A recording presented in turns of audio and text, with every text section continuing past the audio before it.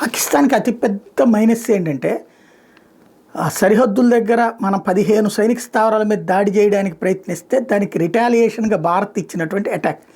రాజస్థాన్ మొదలుకొని జమ్మూ కాశ్మీర్ దాకా సరిహద్దులు పొడవున పలు చోట్ల సైనిక లక్ష్యాలతో పాటు విచక్షణారహితంగా పౌరావాసాల మీద గురిపెడితే శ్రీనగర్ జమ్మూ విమానాశ్రయం ధ్వంసం చేసి విఫలయత్నం చేస్తే జమ్మూ శ్రీనగర్ హైవే మీద భారీ పేలుడు చోటు చేసుకుంటే రాజౌరి జిల్లాలో 10 చోట్ల పేలుళ్లు వినిపించడం, పాక్ దాడులన్నింటినీ సైన్యం సమర్థంగా అడ్డుకోవడం ఒక ఎత్తు అయితే దానికి రిటాలియేషన్గా చేసినటువంటిది మన బలగాలకి చేసినటువంటిది అక్కడ ఇస్లామాబాద్, లాహోర్, సియాల్కోట్, కరాచీ, రావల్సిండిల మీద లాంగ్ రేంజ్ మిస్సైల్స్తో విరుచుకుపడడం,